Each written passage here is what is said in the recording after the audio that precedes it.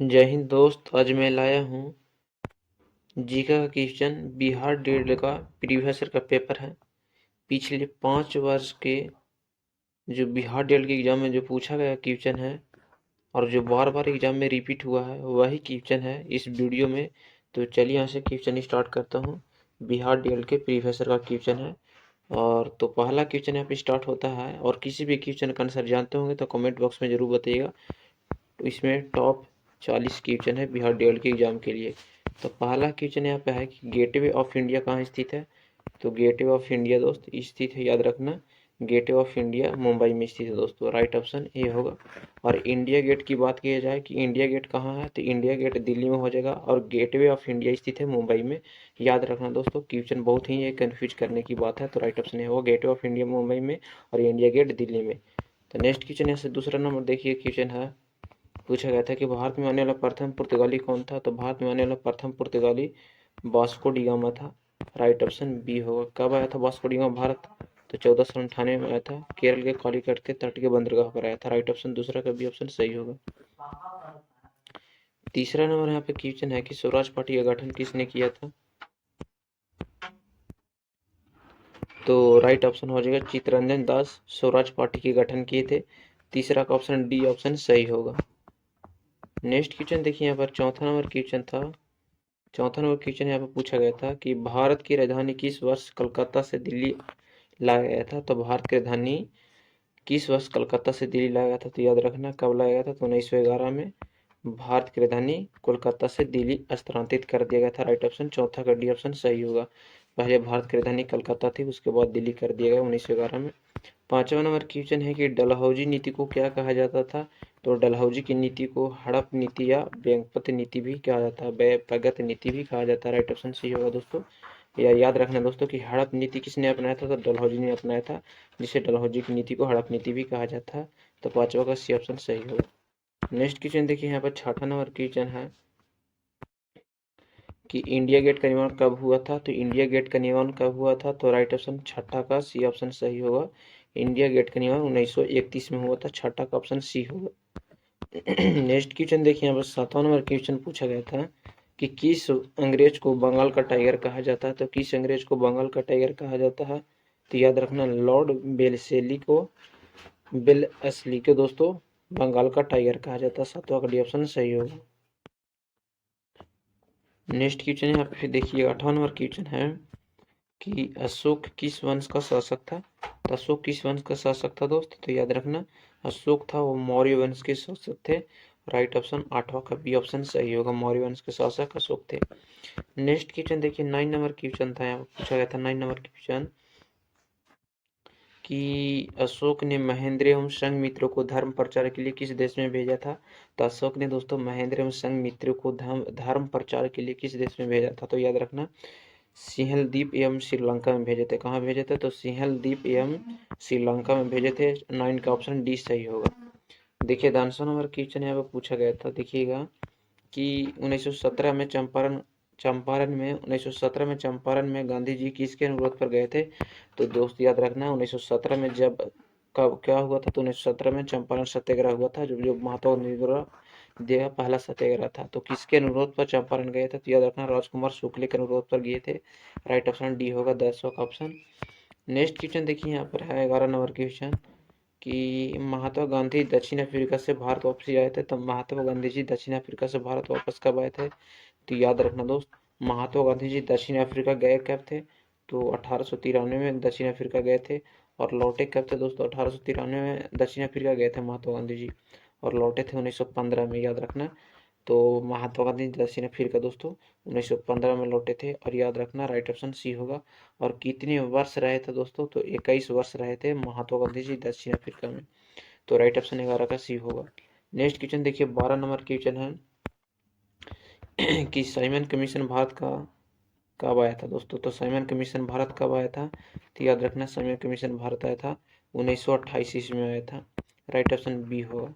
जो भारतीय ने दोस्तों काला झंडा देकर प्रदर्शन किए थे और साइमन वापस जाओ का नारा दिए थे। और साइमन वापस जाओ का नारा दोस्तों लाला लाजपत राय दिए थे दोस्तों। लाला लाजपत राय की मृत्यु साइमन कमीशन के विरोध में ही हुआ था। 13 नंबर क्वेश्चन यहाँ पे देखिएगा है कि दूसरा गोलमेज सम्मेलन लंदन में आयोजित हुआ था, तो याद रखना है। प्रथम गोलमेज सम्मेलन 1930 में हुआ था, और द्वितीय गोलमेज सम्मेलन 1931 में हुआ था। तृतीय गोलमेज सम्मेलन 1932 में हुआ था। तो द्वितीय गोलमेज सम्मेलन में दोस्तों, द्वितीय गोलमेज सम्मेलन में महात्मा गांधी जी भाग लिए थे, और तीनों गोलमेज सम्मेलन में डॉक्टर भीमराव अम्बेडकर भाग लिए थे। तो द्वितीय गोलमेज सम्मेलन लंदन में आयोजित हुआ था, कब हुआ था? तो 1931 में हुआ था, याद रखना। राइट ऑप्शन बी ऑप्शन सही होगा, क्वेश्चन एग्जाम में पूछा जाएगा दोस्तों, होगा हो। नेक्स्ट क्वेश्चन 14 नंबर क्वेश्चन है यहाँ पे कि तुम मुझे खून दो मैं तुम्हें आज़ादी दूंगा, किसका कथन था? तो तुम मुझे खून दो मैं तुम्हें आज़ादी दूंगा, किसका कथन था? तो याद रखना, ये कथन था दोस्तों सुभाष चंद्र बोस को। राइट ऑप्शन डी होगा दोस्तों। तुम मुझे खून दो मैं तुम्हें आज़ादी दूंगा, किसका नारा था? तो सुभाष चंद्र बोस को। याद रखना, ये क्वेश्चन बहुत ही मोस्ट इंपोर्टेंट भी है, क्वेश्चन पूछा जाएगा क्वेश्चन एग्जाम में। एक क्वेश्चन पिछले 3 वर्ष से रिपीट होते आ रहा है। और एक क्वेश्चन है दोस्तों कि करो या मरो नारा किसने दिया था? तो करो या मरो का नारा महात्मा गांधी जी दिए थे। ये दोनों नारा दोस्तों बहुत ही इंडिया में पॉपुलर था। नेक्स्ट क्वेश्चन देखिए यहाँ पर 15 नंबर क्वेश्चन कि इंडियन नेशनल आर्मी का गठन किसने किया? तो इंडियन नेशनल आर्मी का गठन किसने किए थे? तो याद रखना, सुभाष चंद्र बोस ने किए थे दोस्तों। किसने किए थे? तो सुभाष चंद्र बोस ने इंडियन नेशनल आर्मी का गठन किया था। राइट ऑप्शन सी होगा 15 का। नेक्स्ट क्वेश्चन देखिए 16 नंबर क्वेश्चन है कि जालियांवाला बाग हत्याकांड किस वर्ष हुआ था? तो जालियांवाला बाग हत्याकांड दोस्त किस वर्ष हुआ था? तो याद रखना, जालियांवाला बाग हत्याकांड 13 अप्रैल 1919 को हुआ था। राइट ऑप्शन ये होगा। कहाँ हुआ था दोस्तों जालियांवाला बाग हत्याकांड? तो 13 अप्रैल 1919 को पंजाब के अमीर शहर में हुआ था। 16 का ऑप्शन ये सही होगा। 17 नंबर क्वेश्चन देखिए यहाँ पर है कि सविनय अवज्ञा आंदोलन कब प्रारंभ हुआ था? तो सविनय अवज्ञा आंदोलन दोस्तों 1930 में प्रारंभ हुआ था, जो 1934 से तक चला था। 1930 से 1934 तक चला था। और याद रखना, और सविनय और असहयोग आंदोलन 1920 से 1922 तक चला था, याद रखना। और चौरी चौरा हत्याकांड 1922 में हुआ था। महात्मा गांधी जी के द्वारा ये तीनों आंदोलन चलाया गया था, और भारत छोड़ो आंदोलन 1942 में शुरू हुआ था। तो याद रखना, सविनय आंदोलन 1930 में शुरू हुआ था महात्मा गांधी जी के द्वारा। राइट ऑप्शन सी होगा। नेक्स्ट क्वेश्चन देखिए 18 नंबर क्वेश्चन है कि 1919 के अधिनियम को क्या कहा जाता है? तो 1919 के अधिनियम को क्या कहा जाता है? तो याद रखना, रॉलेट एक्ट कहा जाता है 1919 के अधिनियम को। रॉलेट एक्ट कानून 18 का ऑप्शन ए सही होगा। 1919 के अधिनियम को कहा जाता है रॉलेट एक्ट कानून। 19 नंबर क्वेश्चन है कि द ग्रेट रिवोल्ट नामक पुस्तक किसने लिखा? तो द ग्रेट रिवोल्ट नामक पुस्तक किसने लिखा था? तो याद रखना, किसने लिखा था? तो ये राइट ऑप्शन हो जाएगा, अशोक मेहता ने लिखे थे। राइट ऑप्शन बी होगा। द ग्रेट रिवोल्ट नामक पुस्तक किसने लिखी? तो अशोक मेहता ने लिखे थे। 19 का ऑप्शन बी सही होगा। नेक्स्ट क्वेश्चन देखिए यहाँ पर 20 नंबर क्वेश्चन है कि भारत में आने वाला प्रथम यूरोपियन कौन थे? तो भारत में आने वाला प्रथम यूरोपियन कौन थे? तो पुर्तगाली थे। राइट ऑप्शन ये होगा।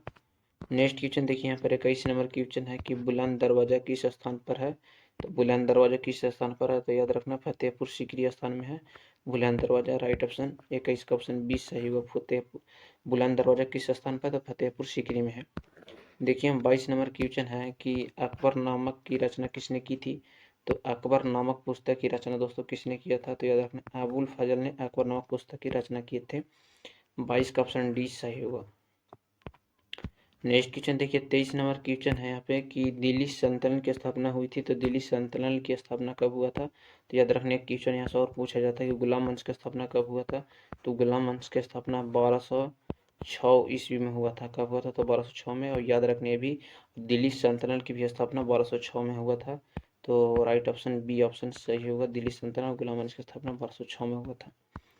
देखिए 24 नंबर क्वेश्चन है यहाँ पे कि विजयनगर की स्थापना के समय दिल्ली का सुल्तान कौन था? तो विजयनगर की स्थापना के समय दोस्तों दिल्ली का सुल्तान कौन था? तो याद रखना, मोहम्मद बिन तुगलक थे। कौन थे? तो मोहम्मद बिन तुगलक थे। राइट ऑप्शन ये होगा सही। 24 का ऑप्शन ये होगा। देखिए 25 नंबर क्वेश्चन है कि यात्रियों को राजकुमार किसे कहा जाता है? तो यात्रियों को राजकुमार कहा जाता है किसे? तो राइट ऑप्शन हर जगह ह्यान सॉन्ग को यात्रियों को राजकुमार कहा जाता है। राइट ऑप्शन बी होगा। यात्रियों को राजकुमार ह्यान सॉन्ग को कहा जाता है। राइट ऑप्शन बी होगा। नेक्स्ट क्वेश्चन पर 26 नंबर क्वेश्चन यहाँ पे है कि महात्मा बुद्ध को महापरिनिर्वाण प्राप्त हुआ था। तो महापरिनिर्वाण दोस्तों महात्मा बुद्ध को कहाँ प्राप्त हुआ था? तो याद रखना, कुशीनगर में प्राप्त हुआ था महात्मा बुद्ध को महापरिनिर्वाण। तो राइट ऑप्शन सी ऑप्शन सही होगा। 26 का ऑप्शन। देखिए यहाँ पर 27 नंबर क्वेश्चन है यहाँ पे कि त्रिपिटक साहित्य है, तो त्रिपिटक दोस्तों साहित्य है किस धर्म का, तो त्रिपिटक साहित्य दोस्तों बौद्ध धर्म का एक प्रमुख ग्रंथ है त्रिपिटक। राइट ऑप्शन ये होगा, बी ऑप्शन सही होगा। नेक्स्ट क्वेश्चन देखिए यहाँ पर 28 नंबर क्वेश्चन है कि महाभारत की रचना किस भाषा में हुई थी, तो महाभारत की रचना संस्कृत भाषा में हुआ था, तो 28 का ये ऑप्शन सही होगा। महाभारत की रचना संस्कृत भाषा में हुआ था, तो ऑप्शन ए सही होगा। नेक्स्ट क्वेश्चन देखिए 29 नंबर क्वेश्चन है कि राजा तरंगिणी के लेखक कौन थे, तो राजा तरंगिणी पुस्तक के लेखक कौन थे, तो याद रखना राजा तरंगिणी पुस्तक के लेखक कल्हण थे। राइट ऑप्शन कौन सा होगा, तो डी ऑप्शन सही होगा दोस्तों। और राजा तरंगिणी पुस्तक किसके द्वारा लिखा गया था, कल्हण के द्वारा लिखा है, जिसमें जम्मू कश्मीर के इतिहासों को उल्लेख है। याद रखना किस किस राज्य को उल्लेख है, तो जम्मू कश्मीर के इस इतिहासों का उल्लेख है राजा तरंगिणी पुस्तक में। याद रखना है, क्वेश्चन बहुत ही इंपॉर्टेंट है। तो नेक्स्ट क्वेश्चन देखिए यहाँ पर है 30 नंबर क्वेश्चन कि अशोक किस वंश के शासक था, तो अशोक किस वंश के शासक था, तो ये राइट ऑप्शन हो जाएगा। आप लोगों को मैं पिछले ही करा दिया क्वेश्चन, तो आप लोग टेस्ट इसमें बताइएगा। टेस्ट के तौर पर हम इस क्वेश्चन को छोड़ देते हैं, आप लोग कमेंट बॉक्स में बताइए। तो पहला ऑप्शन नंद वंश, बी ऑप्शन मौर्य वंश, सी ऑप्शन गुप्त वंश, डी ऑप्शन चोल वंश। तो आप लोग कमेंट में बताइएगा अशोक किस वंश के शासक थे। और ये भी बताइएगा कि फतेहपुर सीकरी में बुलंद दरवाजा का निर्माण किसने करवाया था, ये भी बताइएगा। 31 नंबर क्वेश्चन है कि मुद्राक्षस किसकी रचना की, मुद्राक्षस किसकी रचना थी, तो मुद्राक्षस नामक पुस्तक की रचना किसने किए थे, तो याद रखना विशाखदत्त ने मुद्राक्षस नामक पुस्तक की रचना किए थे, तो राइट ऑप्शन ये होगा। और मेगास्थनीज इंडिका नामक पुस्तक की रचना किए थे। नेक्स्ट क्वेश्चन देखिए 32 नंबर क्वेश्चन है कि हड़प्पा की बस्तियों की खुदाई की है, तो हड़प्पा की बस्तियों की खुदाई किसने किए थे, तो ऑप्शन याद रखना सर जॉन मार्शल थे और मार्टिमर हिलर थे। याद रखना यहाँ पे देखिएगा क्वेश्चन बहुत ही इंपॉर्टेंट है। राइट ऑप्शन डी होगा, ये सी दोनों, पहला ऑप्शन और सी ऑप्शन दोनों ही सही होगा। तो देखिए यहाँ पर मार्टिमर हिलर को जब कभी ऑप्शन नहीं देता है, तो सर जॉनसन मार्शल को ही मार देना पड़ता है। और जब कोई सर जॉन मार्शल नहीं देता, तो मार्टिमर हिलर को मार दीजिएगा। तो राइट ऑप्शन हो जाएगा डी का 32 का ऑप्शन, ए और सी दोनों। 33 नंबर क्वेश्चन है कि सिंधु घाटियों निवासियों को किस धातु का ज्ञान नहीं था, तो सिंधु घाटी निवासियों को किस धातु का ज्ञान नहीं था, तो लोहा धातु का ज्ञान नहीं था सिंधु घाटी निवासियों का। ऑप्शन सी होगा सही 33 का। 34 नंबर क्वेश्चन है कि परूपी समिति के अध्यक्ष कौन थे, तो परूप समिति के अध्यक्ष कौन थे, तो याद रखना भीमराव और अम्बेडकर थे परूपी समिति के अध्यक्ष। ये ऑप्शन सही होगा 34 का। 35 नंबर क्वेश्चन है यहाँ पे कि मुगल वंश के अंतिम शासक कौन था, तो मुगल वंश के अंतिम शासक बहादुर शाह जफर थे। राइट ऑप्शन बी होगा 35 का, बहादुर शाह जफर मुगल वंश के अंतिम शासक थे। 36 नंबर क्वेश्चन है कि आईन अकबरी पुस्तक के लेखक कौन था, तो आईन अकबरी पुस्तक के लेखक अबुल फजल थे। याद रखना अबुल फजल आईन अकबरी नामक पुस्तक की रचना की थे। 36 का ऑप्शन ये होगा। 37 नंबर क्वेश्चन की संयुक्त राष्ट्रीय दिवस किस दिन को होता है, तो संयुक्त राष्ट्र दिवस किस दिन को मनाया जाता है, तो याद रखना 24 अक्टूबर को मनाया जाता है। और 2 अक्टूबर को विश्व हिंसा दिवस मनाया जाता है। 14 नवंबर को बाल दिवस मनाया जाता है। 10 दिसंबर को विश्व मानवाधिकार दिवस मनाया जाता है। तो राइट ऑप्शन ये होगा संयुक्त राष्ट्रीय दिवस 24 अक्टूबर को। 38 नंबर क्वेश्चन है कि आंध्र प्रदेश की राजकीय भाषा क्या है, तो आंध्र प्रदेश की राजकीय भाषा तेलुगु है।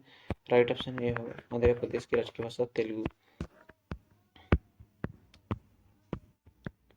39 नंबर क्वेश्चन है यहाँ पे कि भारत का राष्ट्रीय प्रतीक चिन्ह सारनाथ पर अंकित सत्यमेव जयते कहाँ से लिया गया है, तो भारत का राष्ट्रीय प्रतीक चिन्ह है क्या है, सारनाथ है, जिस पर अंकित सत्यमेव जयते कहाँ से लिया गया है, तो याद रखना मुंडको उपनिषद से लिया गया है। राइट ऑप्शन ये होगा, डी ऑप्शन सही होगा, मुंडको उपनिषद से सत्यमेव जयते लिया गया है। 40 नंबर क्वेश्चन है और एग्जाम में की दृष्टि से वीवीआई क्वेश्चन है। 40 नंबर क्वेश्चन है और एग्जाम में पूछा ही जाएगा आप लोगों के एग्जाम में। तो देखिए पहला क्वेश्चन था कि किस 40 नंबर क्वेश्चन इस वीडियो का लास्ट क्वेश्चन की किस तिथि को भारतीय संविधान लागू किया गया था, तो याद रखना ऑप्शन दोस्तों आप लोगों का 26 नवंबर 1949 को, 26 जनवरी 1950 को, 26 जनवरी 1950 को, 31 दिसंबर 1949 को। तो आप लोगों को टेस्ट के तौर पर इस क्वेश्चन को आप लोगों के भरोसे में छोड़ता हूँ। तो आप लोग कमेंट बॉक्स में कितने लोग आंसर बताते हैं आज मैं देखूंगा कमेंट बॉक्स में। तो जय हिंद दोस्तों, आज के वीडियो इतना ही।